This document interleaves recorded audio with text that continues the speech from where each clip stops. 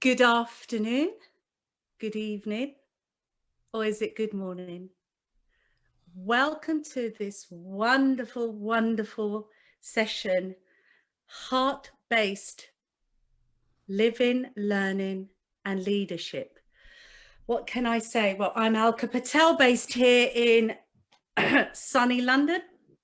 And I don't know what to say, guys. We have a wonderful panel of youth from our Southern Hemisphere Africa. And a treat. We have our fellow Heartfulness trainer, practitioner, or everything to me really, Victor Kannan, who's based in the USA. So yes, we are across the globe today. Now, let me say less about myself. Okay, yes, I am just a teacher, Heartfulness trainer, but I'm nobody. Welcome our youth. Please come along. Hey everyone, I am Soham Derio from Reunion Island. I am 16 years old and I am currently in my last year in high school. I love photography, traveling, and homemade inventions. I'm really happy to be here. Hello, Brother Frank. Would you like to introduce yourself? Yes. Hello, everyone. I'm known as Frank. I'm one of Namibia's young aspiring nutritionists. I love playing basketball. I love reading. I love listening to music, and I've joined Heartfulness since June. Meditation has really helped me understand and embrace the significance and the essence of self. And Andrew, would you love to introduce yourself?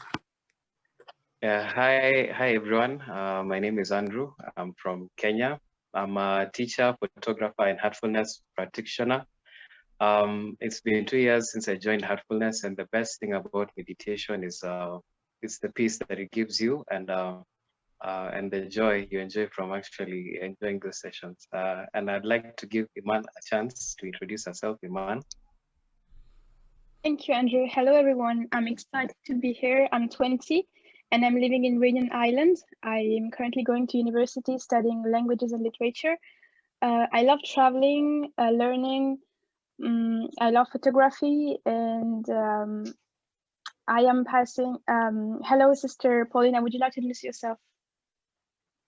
Good afternoon, good morning, good evening, wherever you find yourself in the world. My name is Paulina.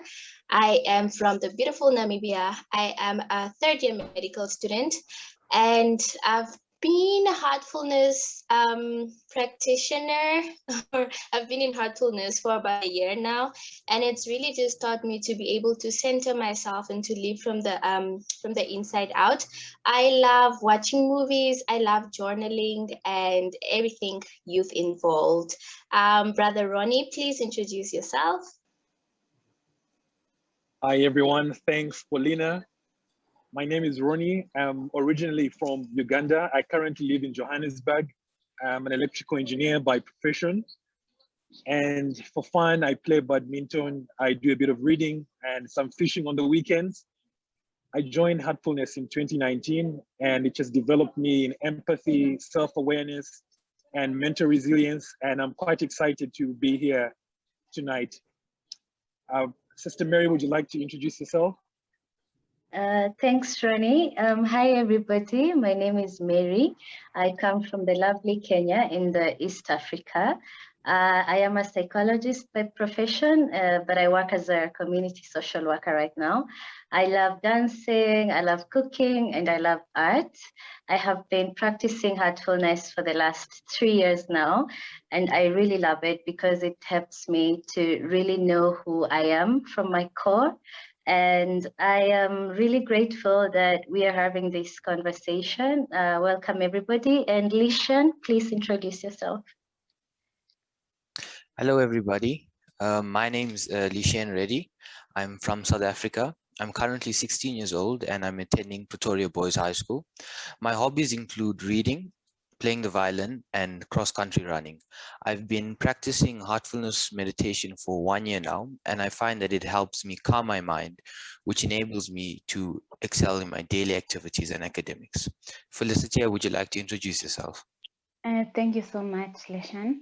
Hi, everyone. My name is Felicity Ankata. I'm a community practitioner from Kenya. I love traveling, I love hiking, I love dancing. I also love photography and gardening. And also, I'm a violinist in learning.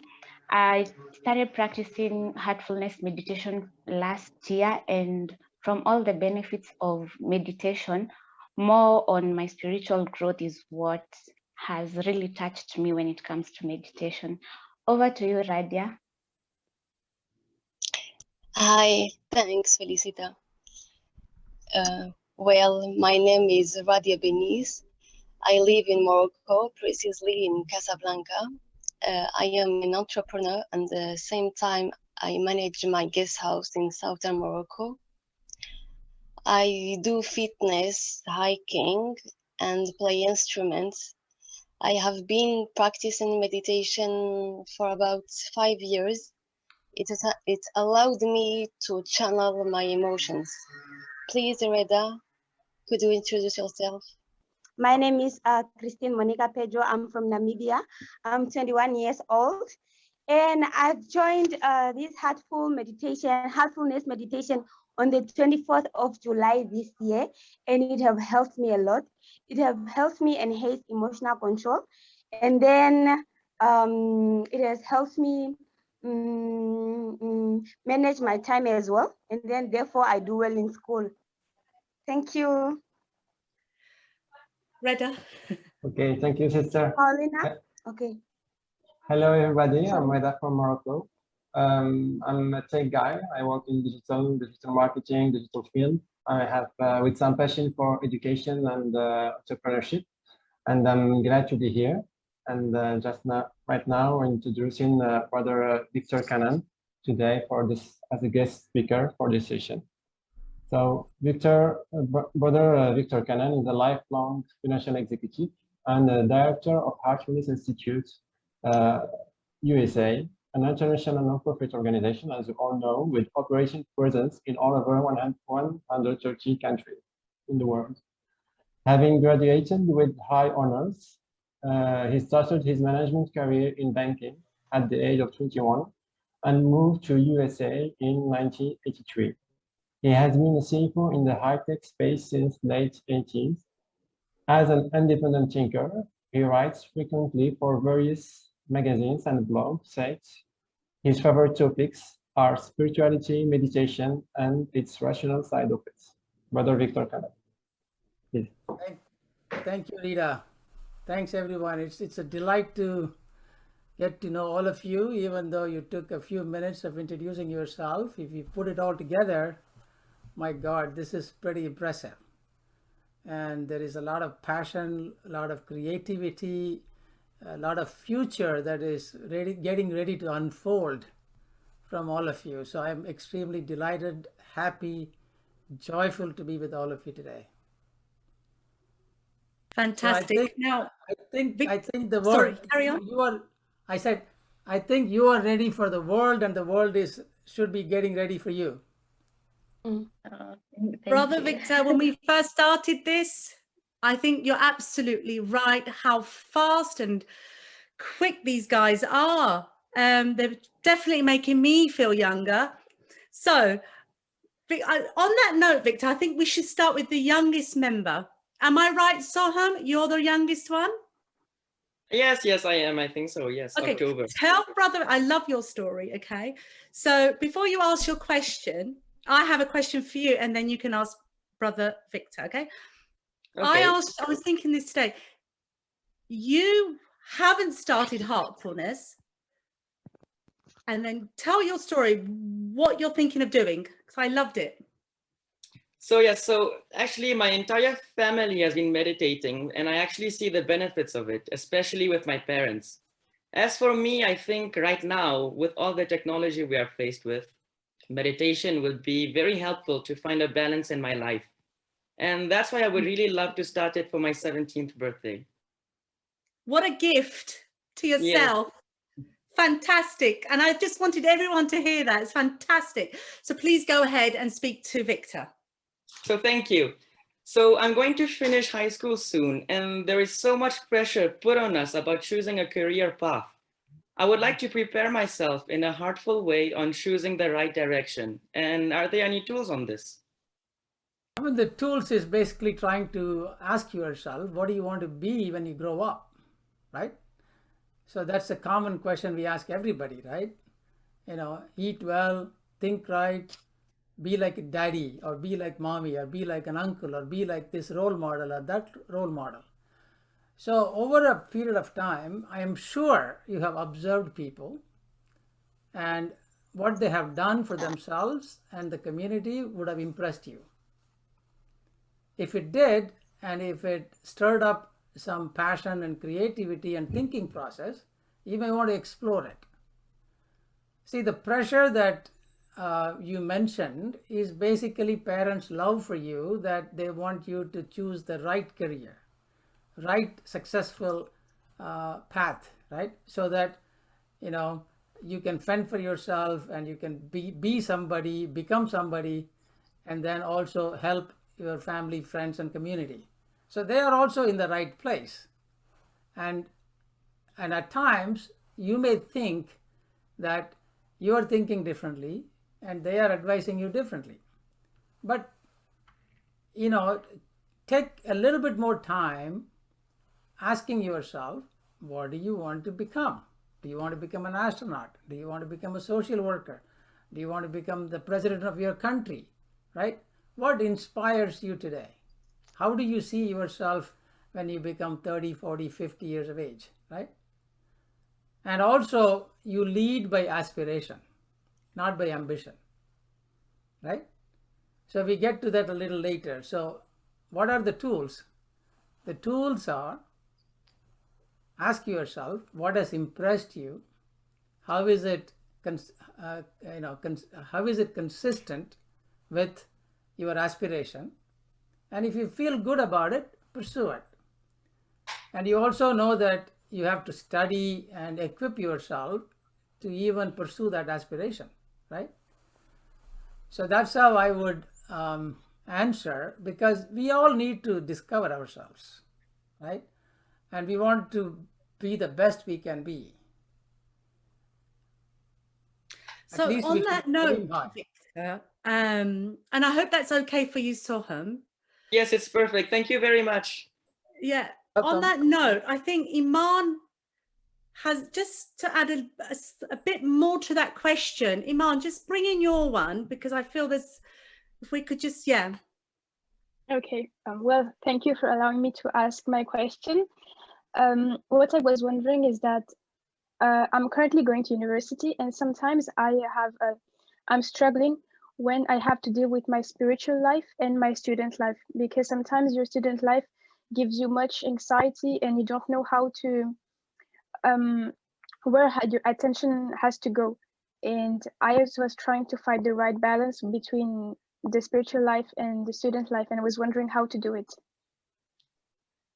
There are many ways you can center your activity around meditation or being centered, right? I mean, even before we started this program, Alka inspired us to center ourselves, right? And so what does it mean? The center gives you the ability to be balanced while you are, you know, going about your activity. So the student life is just the beginning of a very hectic life period, right? It more or less stays the same or gets even more hectic. In my life, I have tried to retire at least 3 times, and every time I think of it, I become more active. And so just understand that we are going to be active, we are going to be busy, we are going to go through the pressures of life. It may be changing in its shape and size and color. Nevertheless, that's the nature of life itself. And it's okay, it's good, right? Friction makes you move. And if there is too much friction, you will figure a way how to move smoothly, right? So that's how it is built. But what you can do is a couple of things, right? If you don't have 30 minutes of time in the morning to meditate, before you even get out of the bed, make a habit of centering yourself. right? Many of us wake up in a hurry. That's the beginning of a bad habit, right? So don't wake up in a hurry. It doesn't matter. You slept late. That doesn't mean that you should all of a sudden react to the alarm and then go like this and then, jump out of the bed. Take 2 minutes, 3 minutes. How you turn over from the bed could also determine the rest of your day, right? How many of us react to the alarm in the morning? Instead, what you do, you make sure you change the tone of your alarm. Make it smooth. Make it slowly pulsating so that you can begin to hear it at a distance, and then you say, okay, let me take 2 minutes to turn over. Second tip is every now and again you pause and center, right? I mean, it may sound a little bit weird. You take coffee breaks, you take water breaks, you take nature breaks. And you can also actually go out of the campus for a 3-minute fresh air break. All these breaks, right, you bake in with the centering activity, right? So like that, if you have the centering activity throughout your day, it doesn't matter how hectic you are, how much busy you are, it doesn't matter. You are going to interject your day's activity with a spiritual centering, and just practice it for a week, or begin with today if possible. Iman. Thank you very much. Iman, the days of when I was a youth, we're talking years ago, right? I wasn't meditating then, but I was on a very a religious background in my family home, okay? And doing the puja, which is like praying in the morning, those kind of things. And then when I used to go to school, I used to forget about it. But today it's different, heartfulness or any form of taking a pause, it can be done anywhere. It's that whole take a deep breath and let go. But if your mind is constantly at what one thing, you're going to go off balance, right? Yes. So take a walk, take a break, take a pause break, give it a name. I love it. Okay, sorry that I took over, Victor, but I get what you're saying, because we do that even now, at work. I'm like, I need to take a break. Okay, so that was Iman. Did that help? Iman, did that help? Oh yes, sorry very much. It helped very much. I will try to apply this starting from tonight, if possible. Hey. Okay, lovely. That's great to hear. Just on that note, Lishan, I know you have a fantastic question. It's very similar, but I still think there's a spin-off, and I think Victor could give us a bit more on this. Do you want to bring your question along? Sure. So thank you for the opportunity. So my question is, how do heart-based activities enable us to learn more effectively? Fantastic question. But before I answer that, I wanted to request both Soham and Iman just implement and then see how it works, and then post it in the group, because we do want to make sure that we want to be self-inspired by implementing these tools, and also directly benefit from implementing heartfulness tools, because unless we truly experience the effectiveness, we won't be convinced. So just from your personal perspective, implement it and then share it with everybody else. So Lesion, so how do we make decisions effectively, right? Yeah, sure. Okay. So I have an acronym for it, RAPID, rapid. Say it again. R? R-A-P-I-D. Rapid, okay.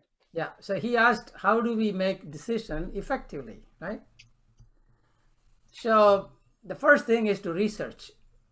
What are you trying to decide on? Do a bit of a research. Which college should I go to? Do research, right? And in that research, you will find out the nature of the college and what are they good at, how much is going to be costing you, and so on and so forth. Analyze the inputs, right? I mean, whatever you get, you analyze what you find, right? Research, get data, analyze, RA. P, prioritize. Because when you get a lot of data, it's a recipe for confusion if you don't prioritize, right? So you have a funnel of data, and then how do you make a decision? You got to analyze, throw away things that are not relevant, and then you prioritize. How do you prioritize, right?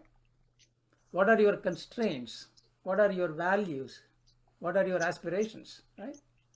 Using that, you prioritize what you find.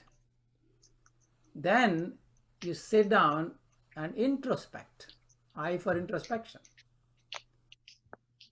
When you introspect, all these things will go through your head and the confusion. When you focus on one thing, you will forget about the other thing. When you focus on that thing, you'll forget about the previous thing. So it will go on for a rotation. But when you introspect, eventually you will come to a place where, yeah, this makes sense for where I am, with what I want to do, with what the constraints that I have, right? And then that automatically takes you to the next step of a decision. But here, D is for decisiveness, right? Once you decide, you commit to that decision. You talk about it to others as to how you made the decision. Not justification, but talking about it. And that also gives you a much better perspective of what the decision is all about. And if you want to recycle, you can recycle. But this 5-step process, right, is the best way to make a decision that really resonates within you, but it is not just an emotional decision, but it is also a rational decision, wherein that gets supported by your heart's intelligence through introspection. Okay. Fantastic. How do you feel about that, Lucien? I feel it's an effective way for me to make my decisions, and I feel it's definitely going to help me. Yeah. Yeah, that rapid. You know, it's a good way to think about it, right? Yeah, it is. Yeah. Hope that helped you. I'm sure. I know you guys across the globe, actually, through this pandemic, many of you youngsters, students are finding it or have found it difficult. But, you know, keep going. That's all I'm going to say. On that note, I'm going to just take it away from this subject of learning, and I want to invite Mary. She's got a lovely question. I think it would be great to hear. Thank you, Alka. Hi, Victor. So culture-wise, in Africa, most Africans perceive meditation to be a foreign concept. From your experience of leading from the heart, what conventions or norms did you find it hard to transition from with regard to leadership? And what practical tips could you share from that with us? So thank you, Mary. I look different in USA, right? So I could take that as an advantage. Instead of thinking that I look different, I'm going to say I am different, right? So what's different about me? I'm a vegetarian. I meditate, right? But once you establish that fact about you in a very confident and courageous manner, right? The rest of the association becomes easy. But the longer we struggle with our own values and preferences that may not be the same as the rest of the environment that we belong in, the less authentic we are. And that doesn't connect with people. Many of us want to belong. But the connection happens when we are authentic. And so I use my difference to boldly say, I am different and this is how I'm different. But there are universal values that connect us, right? Yes.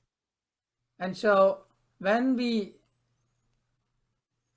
understand the heart-based values and begin to imbibe, and then it comes out in our activity, naturally people are going to notice that, not my accent or my color or what I eat in the afternoon for lunch. None of those things would matter. Secondly, if somebody makes fun of you or somebody is putting you down, you have a choice. You can empower them by resisting them or disable them by ignoring them. Okay. You I keep love going. that. You keep going. Yeah. So it happens to all of us, right? There are people that like us, there are people that resonate with us, and there are people that do the opposite. So when we belong, when we want to belong to a society, that's what happens, right? But why do we want to belong to a society or a community? Let's make connections. You know, Victor, sorry I kept jumping in because Ronnie has a fantastic question which will bring in what you've said. Ronnie, please come along. Yeah, thanks a lot, Alka. Victor, the question I have is, from a leadership perspective, we all have different leadership styles. How would one integrate heart-based leading to the leadership style that they have? Thank you, Ronnie. Yep. Yeah, go ahead and finish your question. Yes, that's the end of my question, yeah. Thank you. So Mary, did what I said a minute ago resonate with you? Yes, yes, it was very helpful. Okay. Yes. I asked one of my teachers, spiritual teachers, what should I do to progress faster, right? He said, be yourself. So I thought about it, and that's such a profound answer, because when you are on a transformation journey, which is a life journey, you need to be very sure about your starting point. And you need to have a reasonable understanding of where you want to go. But if you don't have a starting point, how are you going to put your roadmap to get to the destination? So being yourself is that firm starting point. And celebrating our difference is that firm starting point. And from there, you chalk your journey.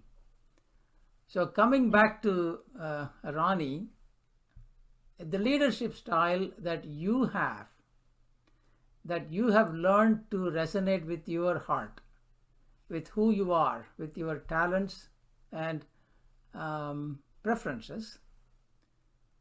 So create a leadership process around it, right? First of all, who is a leader, right?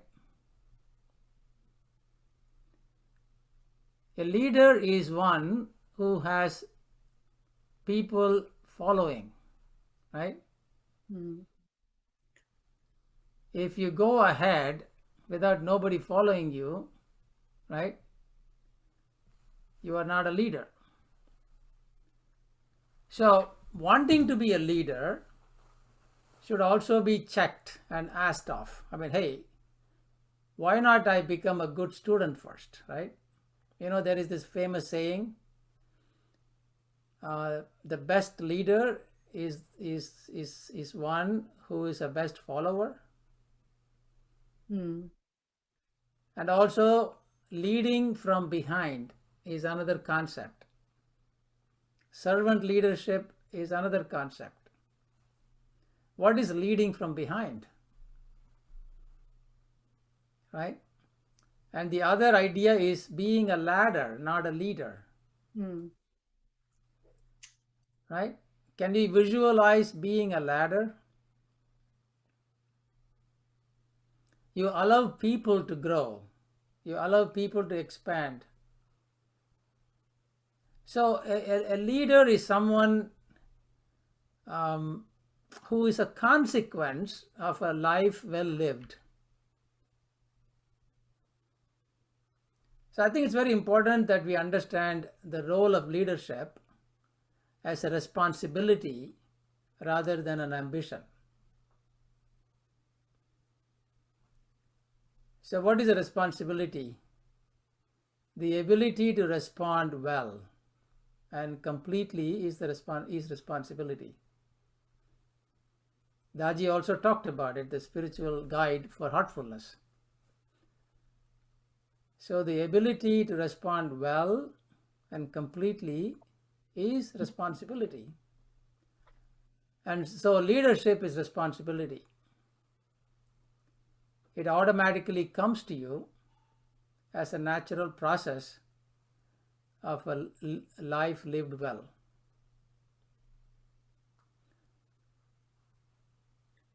That is good stuff, Victor. And I think Paulina, but before I go on to Paulina, Ronnie, you okay with this? Because some serious stuff coming on. And a lot of you are asking about leadership questions. How do you feel about it, Ronnie? Yes, I think there's definitely a lot of insight for me to take away from Victor's response, and yeah, I think I've got a good perspective going forward. Thank you, Victor. I mean, guys, rest of you, I know we're moving through the questions, but we will have a chance to have an open type forum where you can ask more. Again, I'm just going to pass it on to Paulina so we don't, you know, cut off that flow. It's really nice what's going on. Yeah. Right, thank you, Alka. My question is, now that we're talking about leadership, how do you actually measure the performance of the people that you're leading? Because I think you find yourself in instances where you're telling yourself, I'm doing well, I'm being a great leader, but how can you actually do that by looking at the people that you're leading? So leader is judged by the people that follow, right? So your question is spot on to see how you can measure the growth of the people that you are leading, right? So if you take an organization and you are in a leadership role and you have your associates working with you, helping the department with the goals, and there are individual goals for the associates. So it is important that you look at some sort of an alignment between the department goal and the individual goal, which could be they want to grow too, right? You know, your department wants to do well because your organization wants to do well. That means growth is the foundation for that relationship. So you want to make sure that the persons that are associated with you as your followers or staff members or supervisors, they also grow. So you have to ask yourself, what does it mean? They want to learn. Most of them want to learn. Second, they want your help in increasing their productivity, right? Why? If you improve your productivity, you are meeting your goals on time, and the next time around you are going to get more to do because now most of your associates are more productive. And so everybody gets to share not only in the learning, but also perhaps in some monetary benefit. So it is important for you to understand that, okay, the way in which I'm going to work with the people in my department is to put them first, which is not inconsistent with the department's need to grow. So when you do that, what happens is that eventually everybody pulls together in the same direction. The other thing that you have to kind of look at is the team spirit. Every now and again, you will have someone who is not playing the team. So you have to either mentor them along to a place where they are compatible, or you have to have a very honest discussion with them, saying that they may be better elsewhere. I never fire people. I always inspire them to find a better place for themselves. And most of the associates that work with me, they have been with me for a long time. I normally don't lose people. So I can count in my fingertips as to how many of my staff members, resigned. But actually, I work very hard to create a compatible team. And then that stays on for a long time. You reminded me something, Victor. Before I was a teacher, I was a businesswoman, and I started way back, my first business at 25 here in the UK. And I didn't know the actual business. It was nursing homes, and I didn't know the actual business because I was a qualified accountant. Okay, a great change in career, but I knew that I had to lead, and I was young, and majority of my staff were much more mature, had the experience. The only way I could do this was pull my sleeves up and get in there and work. Today I walk into that business because it's still in the family, and I'll go and make a cup of tea and give it to somebody. They were like, "Oh no, Mrs. Patel, no, we'll do it." I went, no, I will still. You've got to be working from the heart. Whatever you do, let people feel you. So when you are asking them, and this is a saying my dad used to say, speak to people how you want to be spoken to, and ask them to do things that you would do as well. Those simple things, and the respect you will get. I can go on and on, but speak from the heart. Can I invite Reda, would you like to ask your question? Because it will follow on. It's okay. Okay. So here my question from Brother Victor. Can we talk about leadership attitude without being a leader with people to lead? And if yes, how to describe it? Thank you. So, attitude of a leader, right? So the first attitude should be that one should forget that one is a leader, but to take the responsibility seriously. And Alka already mentioned that treating people from your heart as if they are your own extension. right?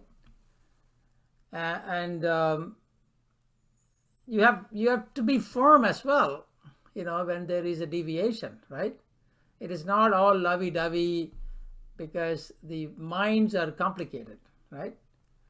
But we want to make sure that we are able to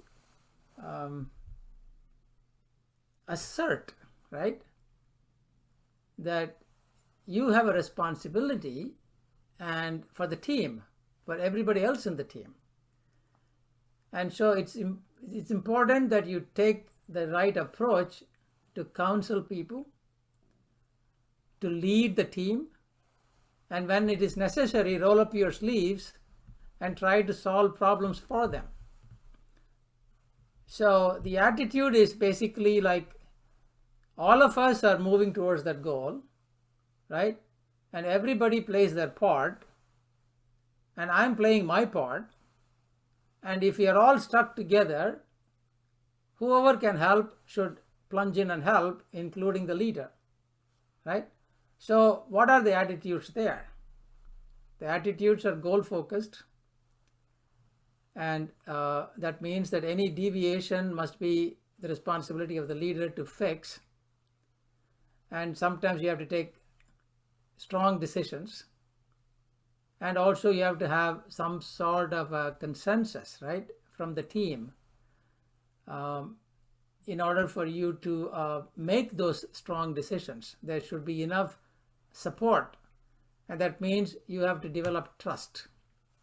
Yeah. So how does one trust you, right? So that means that you have to be authentic. So the attitudes kind of intermingle and run together and actually test the character of the leader, right? So, and also honesty. I think it's very critical, right? To tell the team that, hey, I don't know the answer to that question, or I screwed up. But yet you should continue to be a leader. That's the critical thing here. To assume a leader is always right is misplaced. Just because a leader screws up, he should not be a leader. That is also misplaced. And so the attitude is one of truthfulness, simplicity, authenticity, caring, and courage, right?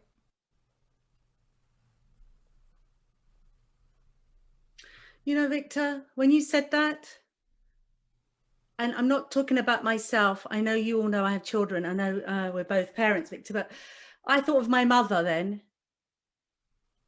It is, isn't it? It's like a mother role, isn't it? Yes. Reda, I know that's close to your heart. How do you feel about that answer? Thank you. It's good. Thank you. Yeah. Reda and I have had many chats about the mother role, and you know, Alka, one extension to that answer. There is a book called Iron Fist and Velvet Glove. Oh, I wish you could just bring it off your shelf and give it to us. I'm looking for it. This is authentic. This is authentic. What Victor's doing is fantastic. I love it. Yeah, I mean, somewhere here. Yeah. I don't want to waste time looking for it right now. I only saw it a couple of days ago, but. Okay. So when you get the title, will you let us know? Yep. Through the chats. Yeah. So thank you, Reda. This will then bring on a really good question. Andrew, you're here, and I really want you to invite you and ask that lovely question, please. Andrew. Okay. Thank you so much, Victor, for your wonderful and authentic answers. I really love them as well. It's really changing. It's changing me, and of course, everyone in the team. So my question is, living through the heart is grounded on the values of love, empathy, and respect. but in the context of conflict, which is the best way to handle conflict in the heart-based way? Like, for example, as for me, I'm a teacher of English literature here. And of course, there might be brushing offs with my students or sometimes my fellow colleagues. In what context, which is the best way to handle conflict in a civilized and a heartful-based manner? So thank you so much. Welcome. Yeah. You mentioned three things already: love, empathy, and respect. Right? Yes. I think the idea of respecting a person who is in the middle of conflict. I mean, what is a conflict, right? I mean, a conflict is a combination of differences, yes, and emotional burdens and mental confusion, right? It's a combination. And if there is simple difference of opinion, it would be a debate, right? Yeah. When we debate, we have differences of opinions. But when there is a conflict, there is something more added to that, right? Yeah. There is a lot of secondary emotion that is at play: insecurity, fear, doubt, right? Lack of acceptance, in the group, right? And so that's where you first start with respect. Then you apply empathy, right? And then you have the love as the basis. Yeah. Now, when somebody is going through that process of conflict resolution, right? When you respect, not empathy first, but respect, that trust is built, right? Yeah. But we got to be careful with empathy, because empathy can become empty if the other person does not feel that you are listening to them, hearing them, and respecting their differences. It's very critical. When somebody, so first you dissect the conflict, right? Forget about the emotional aspect to it, forget about the baggage, but just take the difference between the idea of two people, right? Or difference in a group, right? So if the conflict has got only two positions to it, then you have the people that say this and people that say that, right? So talk to these people, talk to those people, right? And if there are three groups in a conflict, talk to three of them separately, understand them completely, right? Give time for conflict resolution. So earn the trust of the groups that harbor these differences of opinion, then dismantle their emotional baggage.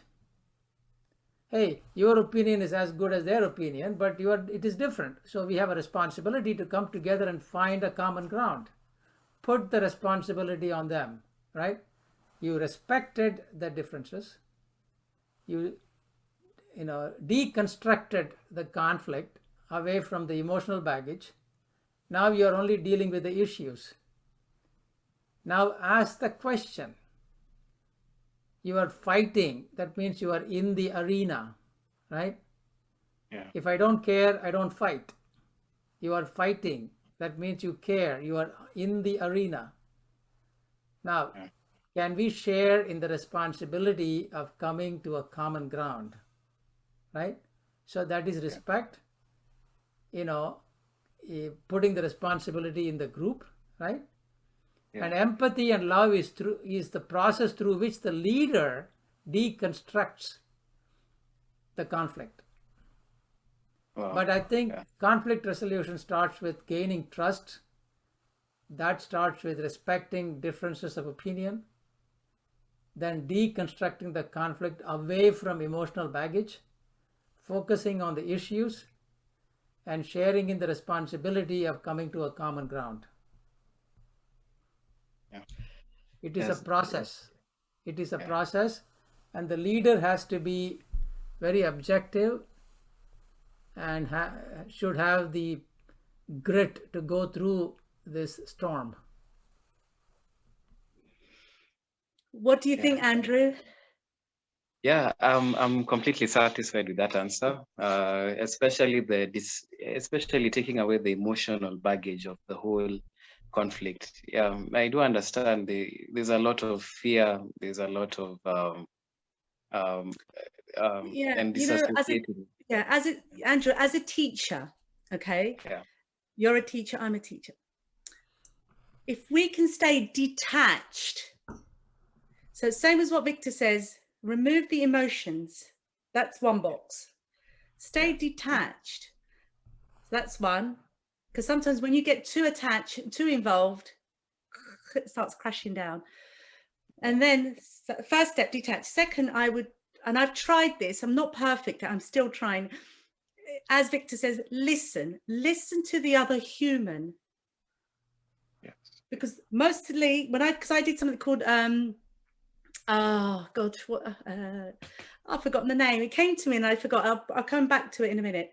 And when I did this, it was all about listening. We don't listen enough to the other human. Because it could be something very little, simple. But the anger in that that those people who are creating is because they're thinking no one's listening to me. And then, as brother said, I mean, absolutely, you know, put them into little compartments and go, right, let me speak to that. You know, I know I'm repeating, Victor, but I think this is one of the biggest things that we all have to learn. It's called Heartful Communication by Liz. And we got all trained. This was, you know, for me as a teacher, I thought I need to do this, not with the children, with my colleagues. Just sit and listen, because sometimes all they want to do is, but if it's conflict on a bigger scale, like politicians and things like that, because I know we all had a chat about this in your regions, there's conflict. My question then to you, Victor, on behalf of everyone is, how, if you're feeling that, because you know when you get together there's a lot of tension and political issues going on, how do you deal with that? I mean, that I'm going way off today, sorry guys, but I have to throw that question in. I mean, the arena of politics is a tough one. You know, the politicians that are authentic are very few. You know, politicians with public interest in mind, they are very few.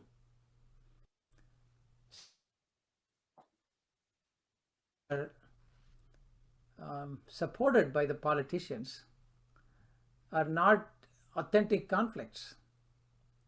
Unfortunately, they are just made up so that there is somebody in the middle trying to solve the conflict all the time. If there are no conflicts, then some of them lose their relevance, right? So political conflicts is different from conflicts that are inside a group, right? Inside a group in the sense a co-worker, an office team. Yeah. That's what I was focused on. But and the same conflict resolution can be adopted for small communities, right? Families. But when you bring in a political, social conflict, culture wars, right? Those are all tough because there is there is a purpose for the conflict. Conflict was not a natural, you know, process of groups disagreeing with each other, because there is no interest from the politicians to resolve the conflict. I mean, I know. Sorry, I went off, but yeah. Yeah. I'll tell you what, brother Victor, I have a special guest. I love this guy. He's only just started to practice heartfulness, but his deep thinking got me. So I'm going to invite Frank. Frank, please ask your has a wonderful question. Hi guys. So before I ask my question, I'd like to say I'd love to thank for the opportunity that I've gotten, and I'd love to say I'm really enjoying what's happening here. Never been a part of such a nice thing in my life, so this is really good. And here's my question: does a heart-based life adapt to different personality traits and bounds in other people's lives? And what happens if it goes against their religion? Can you repeat the question? You are coming in and out, please, Frank.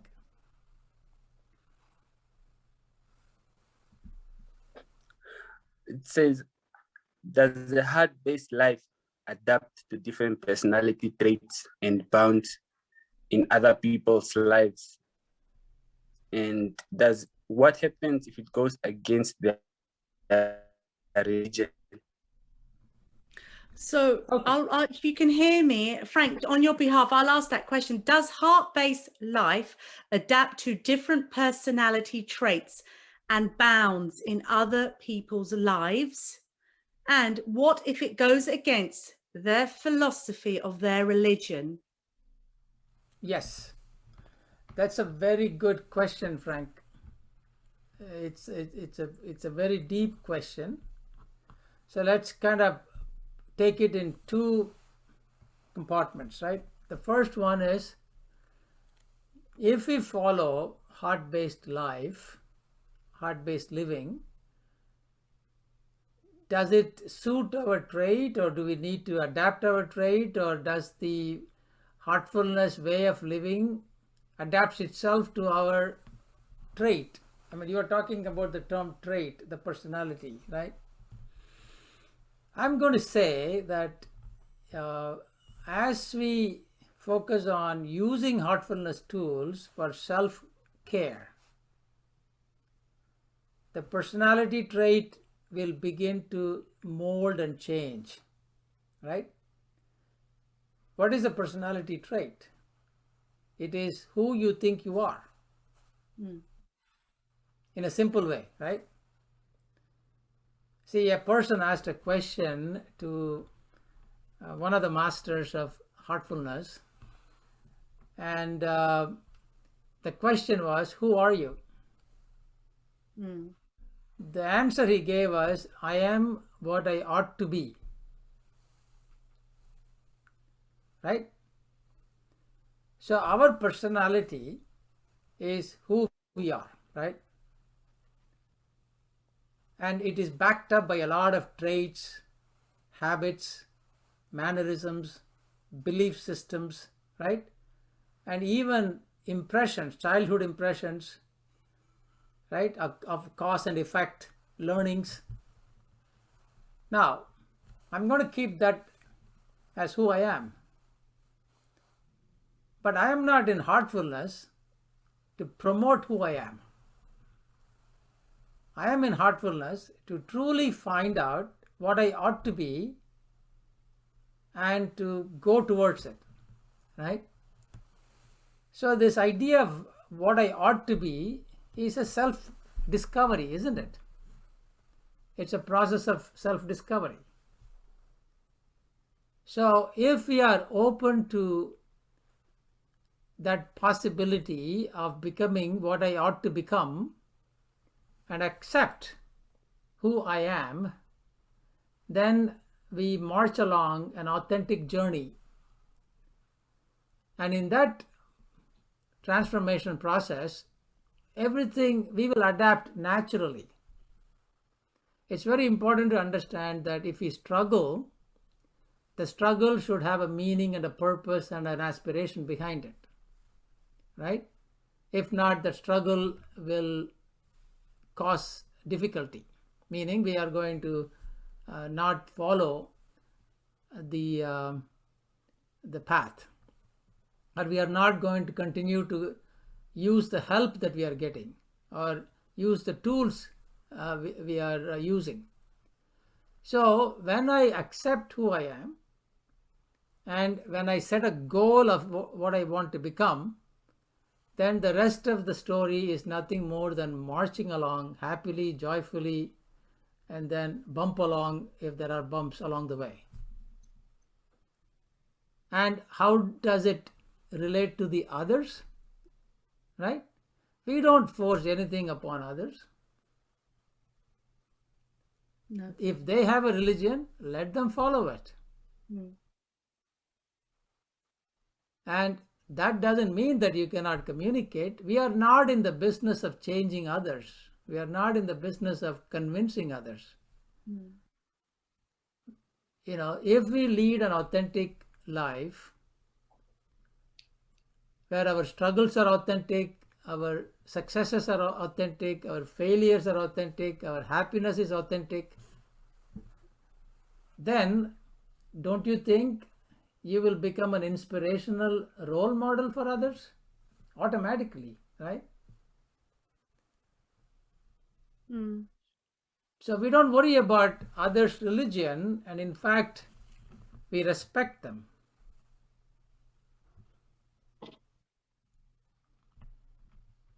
Absolutely. I know, Frank, you're still with us. How do you feel about this? What Frank has said? The question was well answered. I'm thankful for that. Yeah. I know you have plenty more. When I asked Frank, Victor, he sent me 6 questions, and I thought, you know, I wish we probably will keep that for the next recording. Watch that space, everyone out there. Bringing on Monica, and I love Monica's question. It's a very simple question, but it's the right question at this age. Monica. Yes, ma'am. Thank you for the opportunity. My question is very short and simple. It goes, how can we balance the material and spiritual aspect of life? Thank you. How can we balance, right? So actually the current master of Heartfulness, he is clarifying the idea of balance as integration, right? Because many times we misunderstand the idea of balance as 2 plus 2 is 4.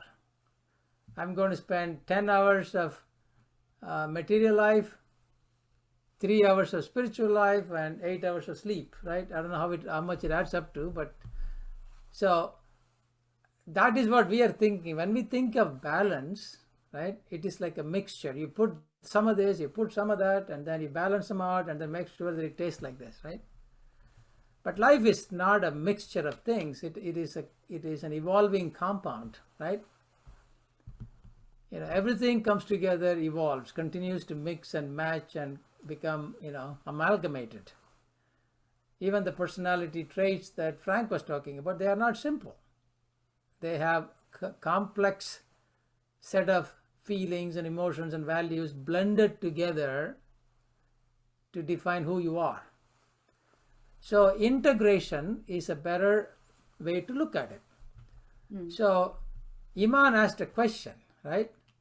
How do we make sure that we focused on spirituality when we are busy with so many things, right? So what did we say? We said, give it a lot of breaks to center yourself. That is integration. That's not balancing. Balancing would be, I meditate an hour in the morning and forget about it for the rest of the day. And I feel good that I meditated. Now I go out in the world and I come back in the evening, I do my cleaning, and then I spend time with the family. So I'm balancing again.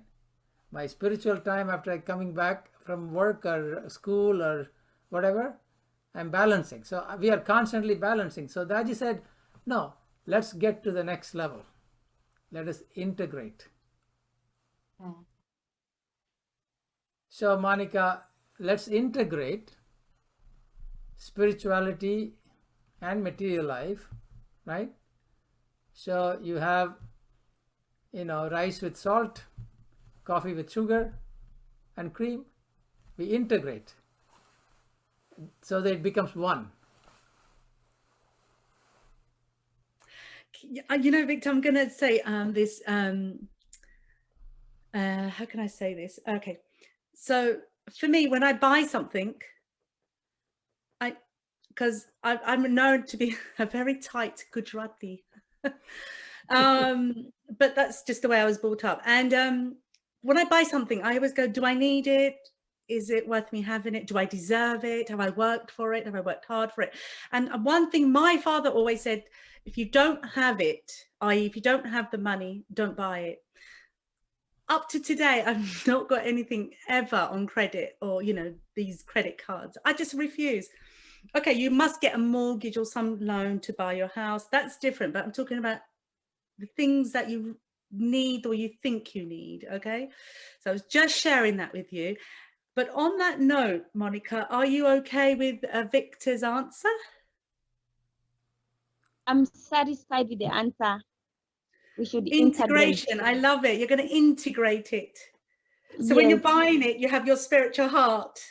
And when you're doing your spiritual bit, you do the material. Sorry, it's a joke. Okay, Victor, I love your animation. Are you on a wheelie chair? No, I am standing up. Oh, really? Okay, I'm not sure if that's a joke. You're not standing up. He got me. See, he's a trickster. He got me. Right. I love it. I love the humor. On a serious note, though, because I am mindful of time. I know it's getting late in the Reunion Islands. Okay, I know you youngsters want to go to bed. Not.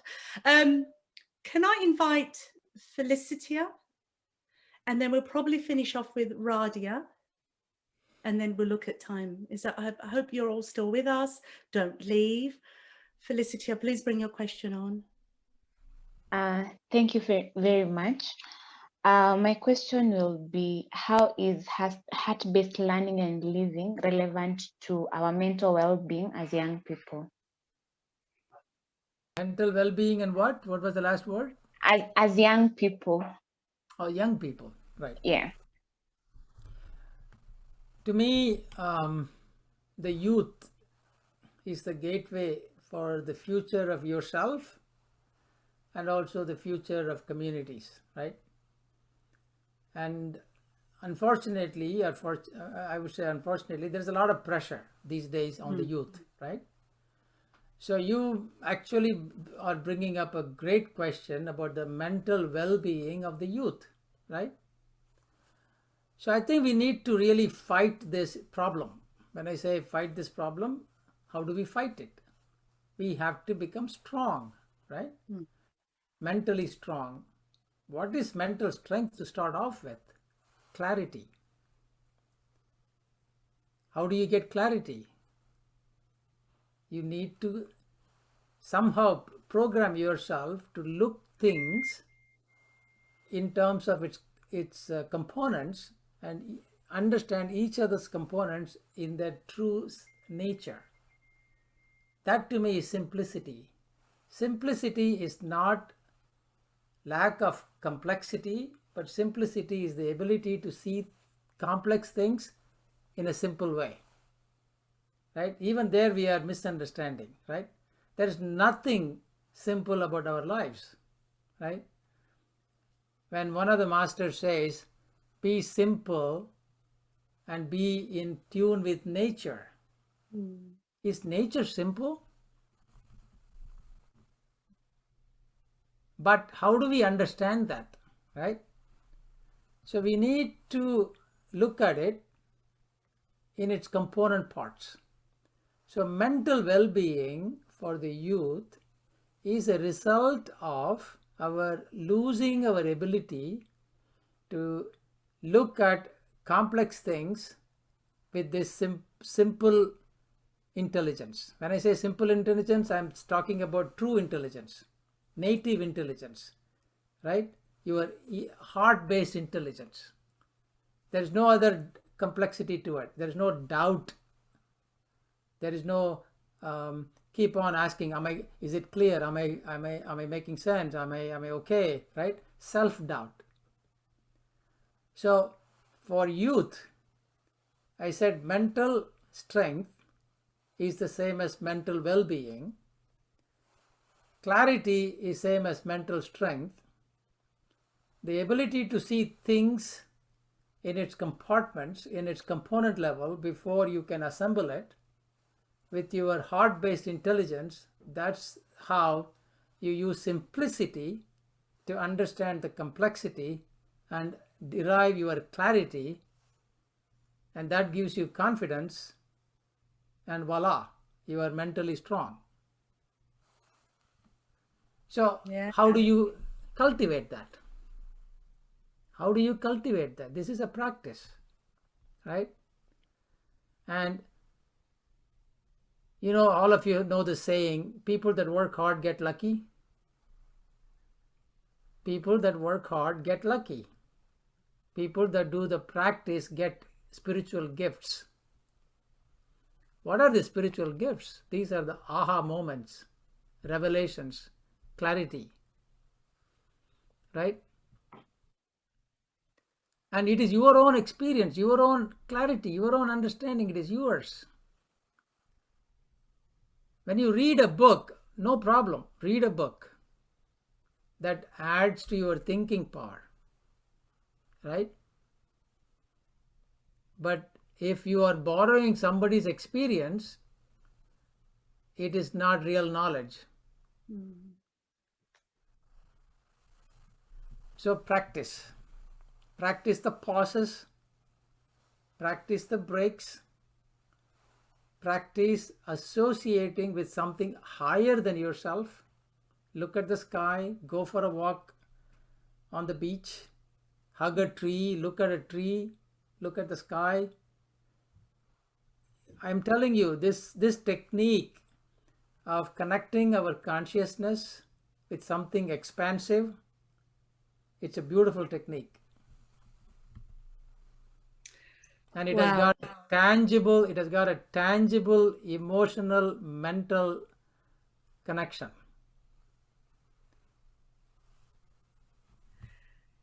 You know, Victor, sorry I can interrupt. Felicia, how do you feel?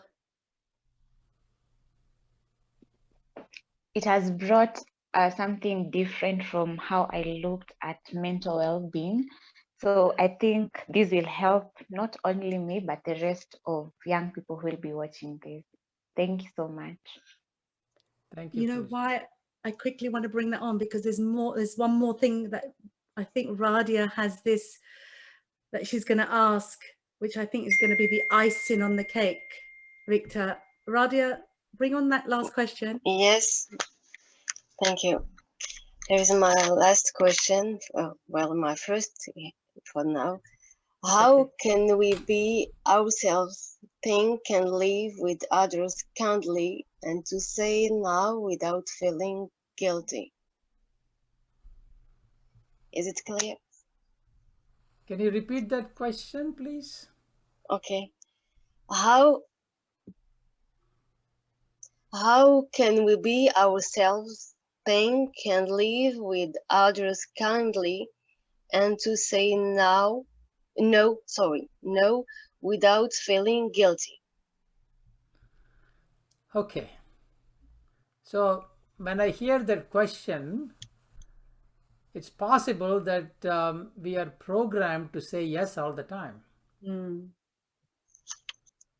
Almost. Almost. So we need to ask ourselves, how can we change that defect in the programming? Right? You know, when you have a knowledge of something to be good or bad, you have to associate that with yes or no. Correct? Yeah. And where is the room for guilt in it? Because you have the knowledge. If not, you say, I don't know. It's very simple. When somebody asks you for something, if you have the knowledge, which you do, whether that's good for them or not, if it's good for them, say yes and give it to them. If it's bad for them, say no to them, don't give it to them. Right? Or somebody says, go with me to a place where we can party. Right? Ask yourself, is it good for me or is it bad for me? What's wrong in saying no when you know it's bad for you? Okay, she is not going to be your friend anymore. Is she truly your friend? But this is where I think the courage and the clarity comes into being, and having this conviction. I am a whole person in myself. I am a unique person in myself. There is not one more Radia anywhere in the world. There is no one more Radia. It has been in the history, in the past, will ever be in the future. There is only one Radia because of the composite of who you are. So, I think Mary asked this question where I talked about sense of belongingness, right? Yes. Yeah. I think this idea of sense of belongingness has to be understood properly, right? So when we want to belong because we are feeling lonely or insecure, then what happens? We say yes to the things that we are not supposed to say. Then we feel guilty. It is okay to be alone. It is not okay to be lonely. So you have to say, okay, how can I use heartfulness tools to cure myself of the loneliness? And that is possible when you connect yourself with something higher than yourself. For example? What? For example? Okay, let me ask you a question. We have come from somewhere, correct? We are here. I can pinch myself. I can see myself. When you tell something, I can respond, right? I have come from somewhere. I exist here. You exist here. Everybody exists here. But we have come from somewhere. We can say from our parents. They came from somewhere. Like that, we go back to the source. At least hypothetically, we can say, I have an origin, right? Can I connect to that origin? My life originated from a place which I can call as source or origin. Can I connect myself to that source, to that origin? Can I take my life succor or life energy from connecting myself to the source? You can call it higher power, divine light, source, but it is logical to think I have a source, I have an origin.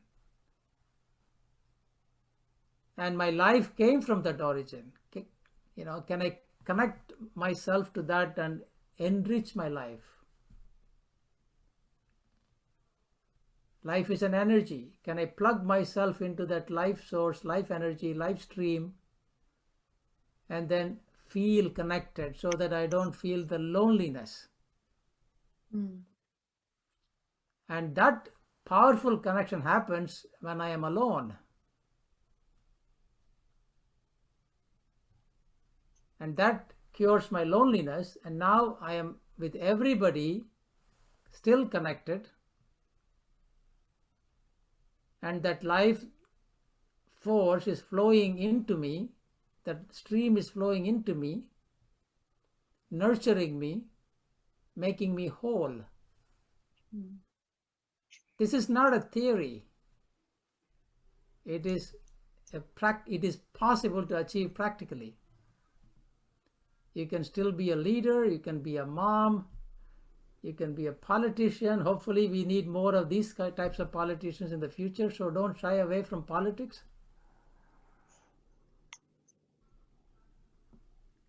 So the guilt comes when we say yes to the things that we are not supposed to say, and when we say no to the things that we are supposed to say yes to, and combination, right?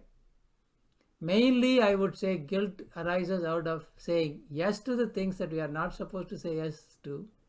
Do the things that we know we are not supposed to do. If not, it's a mistake, right? Nobody feels guilty of mistakes.